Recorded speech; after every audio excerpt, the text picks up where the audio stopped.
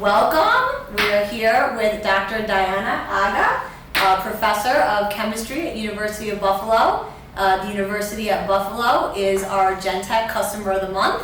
So we're here on site talking to Dr. Agar about her important work. So, Dr. Agar, tell us a little bit about your work at UB. You're a professor of chemistry. Tell us a little bit about your research. Yeah, so I'm an analytical chemist, but unlike many analytical chemists, I focus on environmental problems. So we do a lot of environmental analysis of contaminants that you find in water, in soil, in plants, and we focus mostly on organic contaminants that are very low levels. Okay. Now we've got the Agar Research Group right here at UB, named after you. Can you tell us a little more about that specifically and your role? Yeah, so a lot of students that come here in our PhD program, they get very attracted to research that they can see right away, like the applications, the relevance, and environmental chemistry seem to be a very popular choice among the students that come here. And I'm really the only one in the department that does the sort of things that we're doing in terms of looking at chemicals in the environment. So I get a lot of students joining my group. Typically, I run between 8 to 12 PhD students, and that's a large group. Most of the group here in the department have maybe 4 or 5, so I have a very large group. And they work on many different topics. Also, sometimes they collaborate, sometimes, well, all of them have their own topic, the environmental problem that they focus on. But they also have some commonalities. They work together, especially with large projects. So my research is funded by EPA, USDA, NSF, NIH, and so there are large projects that sometimes has to be done by more than one student. And one of our themes this month is for GenTech is Western New York and kind of local pride. And so I did read that you've done some research specifically around the Great Lakes, which is local to this region. Could you talk a little bit more about that? Yeah, so there are 2 things I'll talk about. One is the industrial chemicals like PCBs, PBDs. PBDs are flame retardants, and they are very persistent in the environment. Even though they have been banned since, so the PCBs have been banned in 1970s, PBDs had been banned like almost 15 years ago. We still find them in the environment, in the fish. So we collect some fish samples from the Lake Erie, and we could analyze them, and they are bioaccumulative. So some of these fish have high levels of PCBs and PBDs. So that's relevant in the area. We also have research on pharmaceuticals in the environment. So a lot of these pharmaceuticals that we take are not really absorbed in the body, so they go to the wastewater treatment plants, which are released in the environment, and some of them accumulate in fish also. We have this one research that have a lot of publicity, where the antidepressants that most people are taking are being found in the brain of the fish. And so that's kind of concerning, right? Because the behavior of the fish changes, and so it has long-term effects in terms of their biodiversity, because now their mating habits change. They don't recognize predators, so they may have a population collapse. So all of these are really of high relevance in the Great Lakes region. And then, due to your research, have they been able to make any changes or recommendations? Like, has there been any tangible action? Yeah, the pharmaceuticals in the environment, I've been doing this since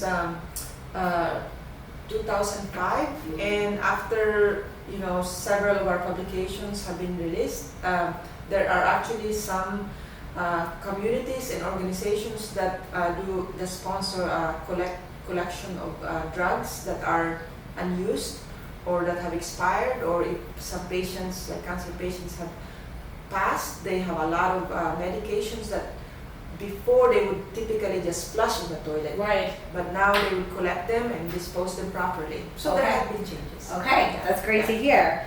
All right, so in general, more generally, like what makes UB in your department like so awesome? Oh, a lot. So Of course. yes, yes. So the UB community for me personally, I like it here because it's very diverse. There's a lot of faculty diversity and student diversity. The department itself, we're small enough that we really interact on a personal basis. I mean, we get together in summer, we're friends, and with the students, we have really good students that have nice personality. They're not too.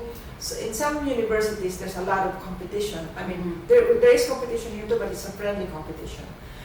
They collaborate, and a lot of my students, when they need something that is not in my group, they can easily access other faculty and other students. So there's a lot of collaborations going on. And for my research, because it's quite interdisciplinary, I could find almost any expertise that I need. You know, if I need a microbiologist, I could find one. If I need an engineer, I could find one. So it's broad enough. The university is big enough that you can find almost any expertise that I would need for environmental research. Amazing. That's Yeah, amazing. it's very nice. Yeah. That's great. Okay, so pivoting a little bit, University of Buffalo has been a GenTech customer for many years now. You've been an amazing institution to work for.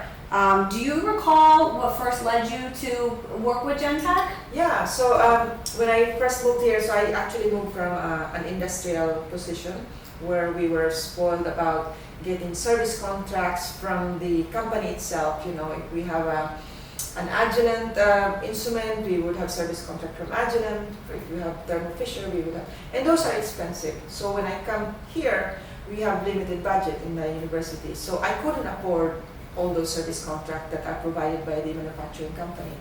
And our instrument center director said, you know, there is a local company, GenTech, which is just, you know, a few hours away, a couple hours away, and they provide service to instruments, and they're actually broad, like it's not specific to one brand. So Exactly. it's an agnostic. You could go from LC, GC, you know, and whatever brand. I said that sounds ideal, and it's, you know, affordable. Yes, yes. And it's the other thing, the best thing about it too is you call them and you can come right away in a day. Oh, because sure. it's so close. Yes, Right. yes. So you talked about this a little bit as more financial, but do you recall, was there a specific issue or problem that you were facing, like at that time? Yeah. So when I first started, you know, we get these startup grants. You have a certain amount of money, and you say, "I'm going to buy this instrument." So I bought an LCMS.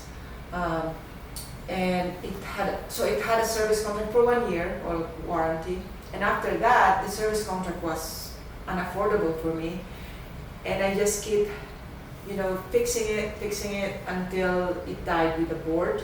Okay. And it pretty much cost me almost $50,000 just fixing it.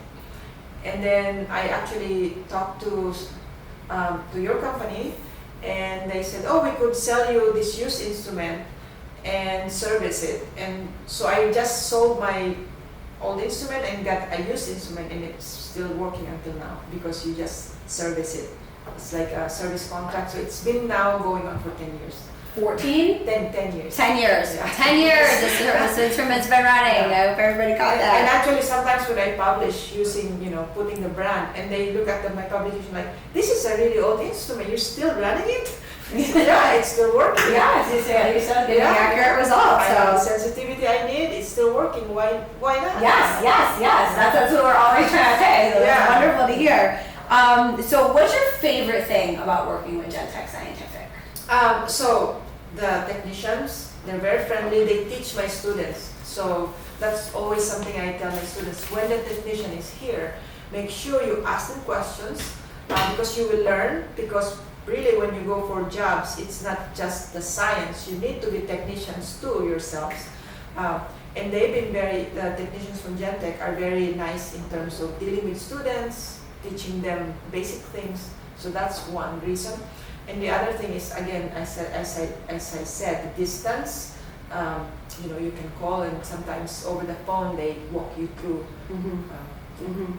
So you kind of touched this on a little bit, just having your students absorb all that knowledge, but do you have any other tips for others who are in a similar situation as you, like, you know, in terms of working with somebody like GenTech, like best practices? Yeah, be friendly with them. And if, you know, if they're having troubles, because sometimes the repair is more challenging than normal, and be patient, because I think the more patient you are with the technician, the more they will help you, and the more they will work with you. And they actually will care about your results. And sometimes they even discuss, you know, more scientific, not just the technical aspect. So it would be, it's really helpful if the student know not just the science behind what they're doing, but working with the instrument itself, and so they can learn it only from working with the technicians, the engineers. Great tip. Would you recommend GenTech to other similar universities? Absolutely, absolutely. If we could just have service contract with GenTech on all our instruments, we would do that. Awesome. Okay. Are there any news events that's going on at University of Buffalo or within your specific department that you want to tell the GenTech audience about? Any upcoming conferences you might be presenting in, or any impending research that might be being published that we could share with our audience? Yeah, we have several. So in terms of conferences, you know, we didn't have conference for a year and a half, but actually every 3 years, every year there's an LCMSMS workshop that goes from Barcelona to Toronto to Buffalo, and we go around. Yeah. But because of COVID, it didn't happen. So we had it here in 2017, and it went to Barcelona. So I'm about to organize it again in the next year.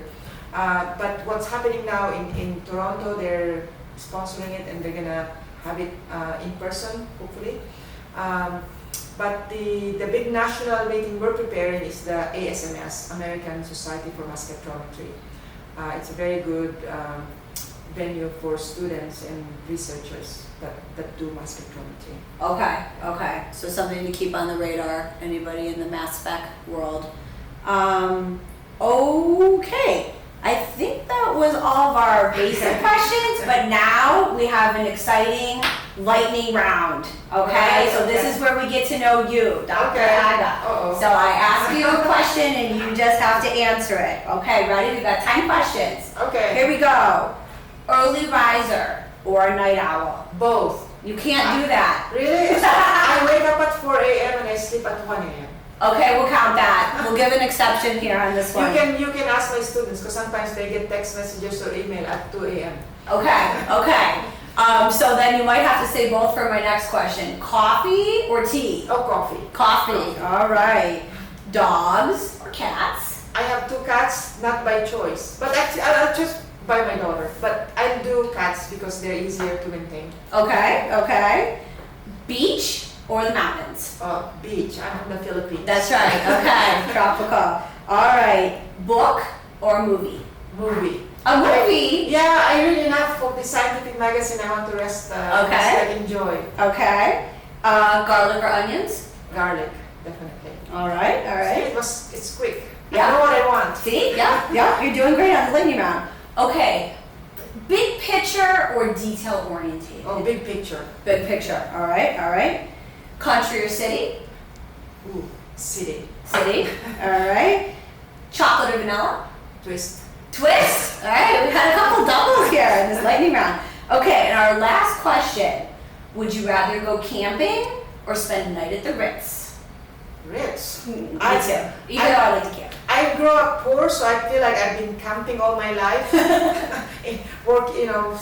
Stay in small cottages, so now I would like to be in comfortable hotels. Okay, wonderful. All right, that concludes the lightning round and our interview with Dr. Aga, Professor of Chemistry at University of Buffalo and Customer of the Month. Well, thank you very much. This is a nice surprise. This is great. Thank you.